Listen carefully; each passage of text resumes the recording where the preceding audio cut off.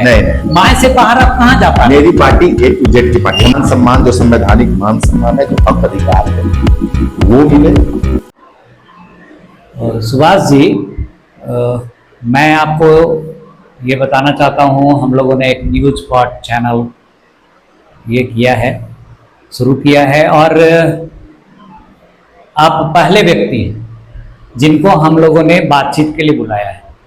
और बातचीत के लिए चयन करते समय ध्यान में ये था कि एक ऐसा चेहरा सामने आए जिसके बोल चाल में, हाव भाव में सुसंस्कृत भाव। और आपकी पार्टी बिहार की प्रमुख पार्टी है।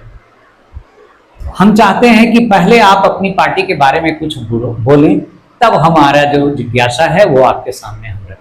सबसे पहले तो मैं अपनी ओर से और अपनी पार्टी की ओर से, आपने जो एक नया न्यूज स्पॉट यूट्यूब चैनल जो बनाया है, तो इसके लिए आपको और आपकी पूरी टीम को मैं बहुत बहुत बधाई देता हूं और उज्जवल भविष्य की शुभकामना देता हूं।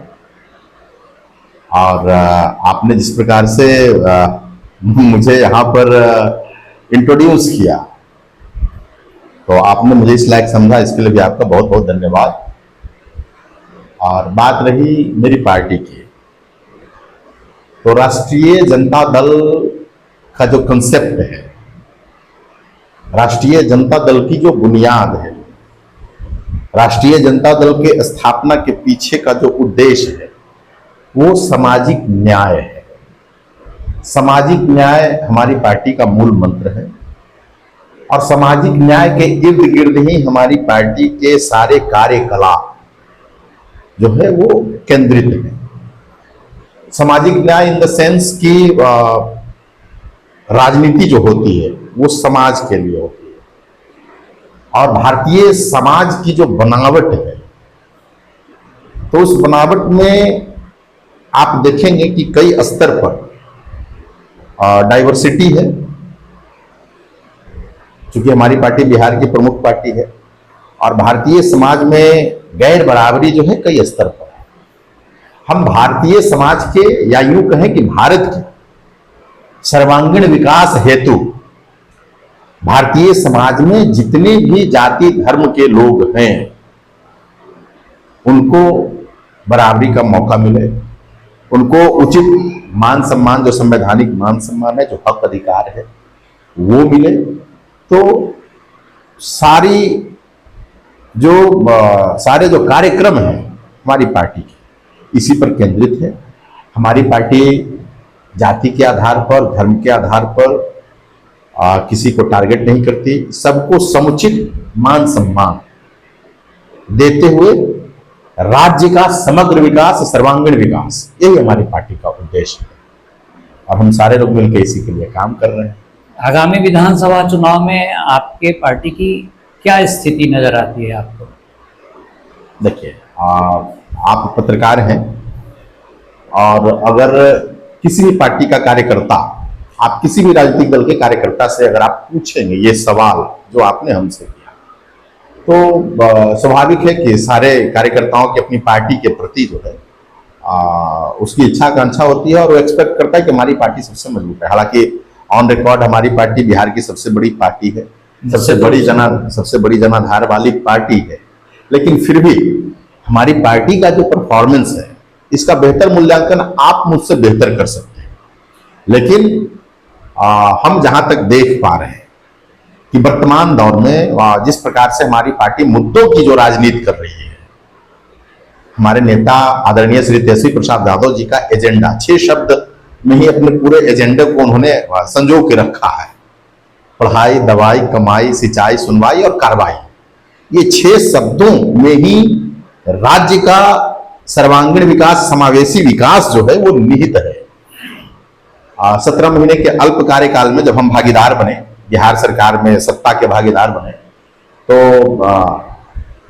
17 महीने में जिस प्रकार से युवाओं को सरकारी नौकरी देने का जो काम किया गया और कई विभाग की नौकरियां प्रक्रियाधीन, हालांकि हमारी सरकार रहती तो वो क्रेडिट भी हमें मिलता, लेकिन चूंकि परिस्थिति ऐसा बना, माननीय नीतीश कुमार जी अचानक से पलट करके चले गए भारतीय जनता पार्टी की तरफ, तो कई प्रक्रियाधीन नौकरियां भी तो युवाओं में, क्योंकि हम जानते हैं कि बिहार युवा प्रदेश है और 60% आबादी यहाँ युवाओं की है, तो युवा जो है बहुत उम्मीद भरी निगाहों से हमारी पार्टी की तरफ देख रहा है।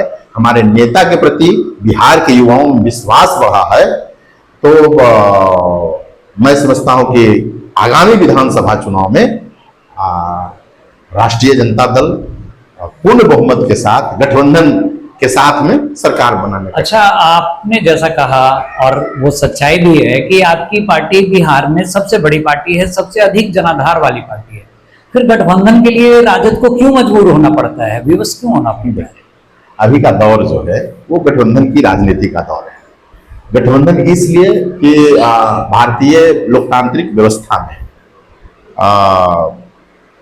बहु राजनीतिक दल कई हैं यहाँ पर, मतलब बहुदलीय व्यवस्था है। तो जिस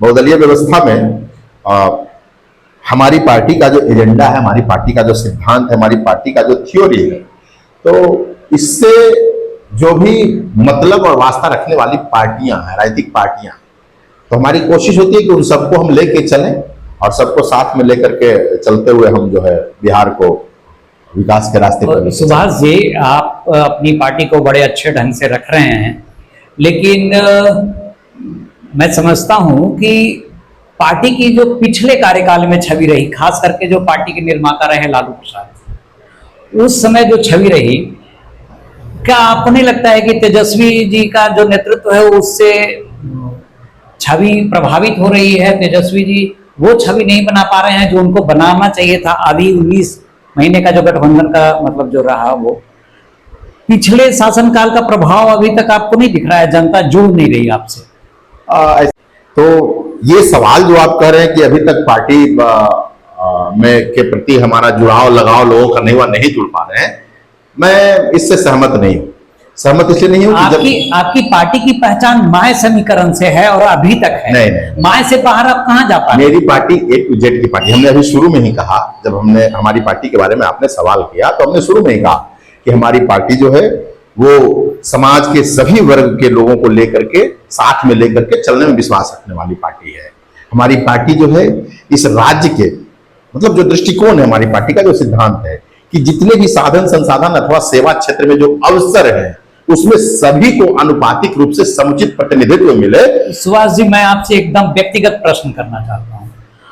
आप राजनीति में सक्रिय हैं, जमीनी कार्यकर्ता हैं, आपसे कम सक्रिय सुमंत जी को टिकट क्यों देती है राजद कांग्रेस से? आपको क्यों नहीं देती? देखिए, चुनावी राजनीति जो है, राजनीति जो है वो विचारधारा के साथ होती है, और चुनावी राजनीति में जब हम जाते हैं, जब चुनाव में जाते हैं, कोई भी राजनीतिक चुनाव में जाता है, तो चुनाव के जो परिणाम होते हैं उसके कई कारक होते हैं। किसी एक कारक पर चुनाव का परिणाम निर्भर नहीं करता, तो कई कारक होते हैं। तो जो शीर्ष नेतृत्व होता है वो बहुत सोच समझ करके, और हमने अभी कहा कि सभी जाति वर्ग के लोगों को उसका समुचित प्रतिनिधित्व देना है, तो सुमंत जी का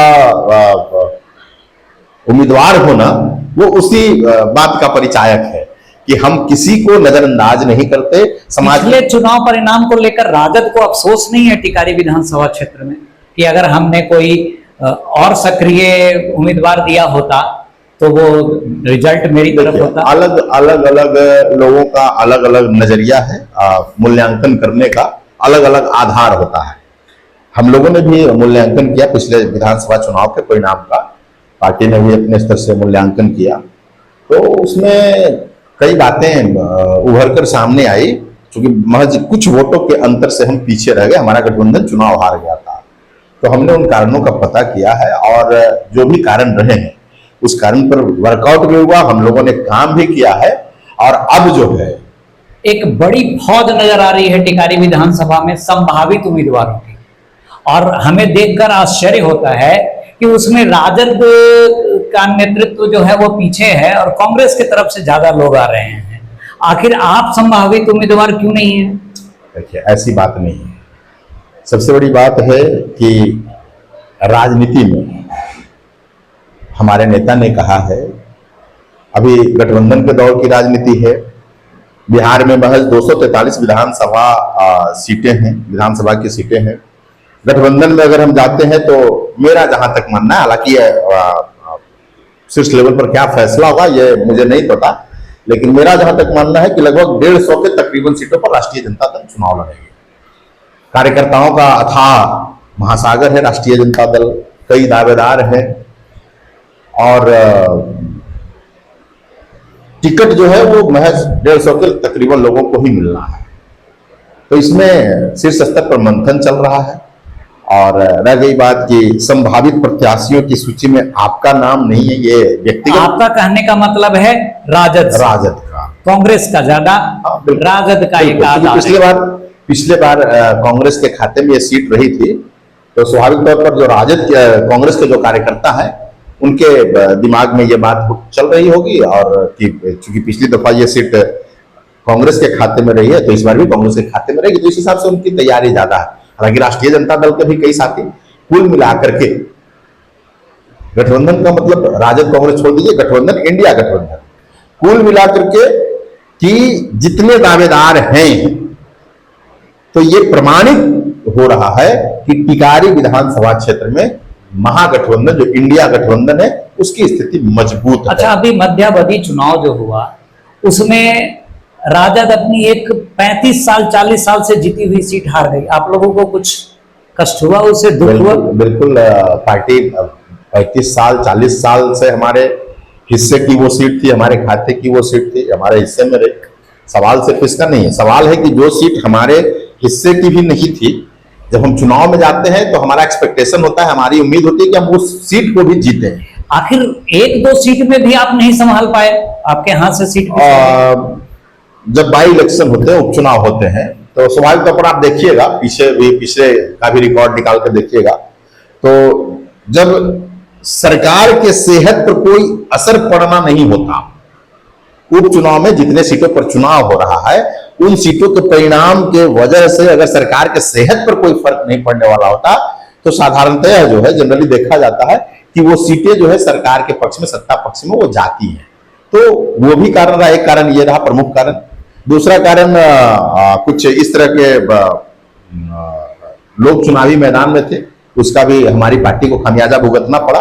कुछ और कारण है, पार्टी के संगठन में आप काफी सक्रिय हैं और आप जिला अध्यक्ष भी हैं टिकारी जो क्षेत्र है उसका।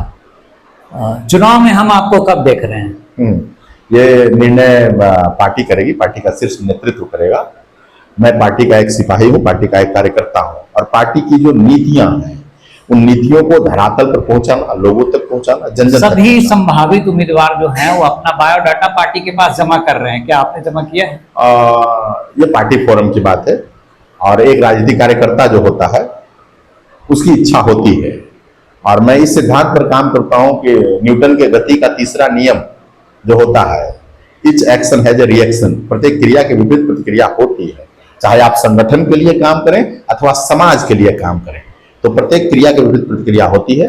और पार्टी का शीर्ष नेतृत्व जिस रूप में, जिस भूमिका में मुझे देखना चाहेगा, मैं उसके लिए हमेशा तैयार हूं। धन्यवाद सुभाष जी, बहुत खुशी हुई आपने हमारे साथ समय दिया, और हम पूरी आशा करते हैं कि जब भी हम आपको अपने न्यूज़ चैनल पे बुलाएं, आप आइए और हम हमेशा मिलते रहें, यही शुभकामना के साथ मैं दर्शकों को धन्यवाद देता हूं और साथ में नमस्कार करता हूं।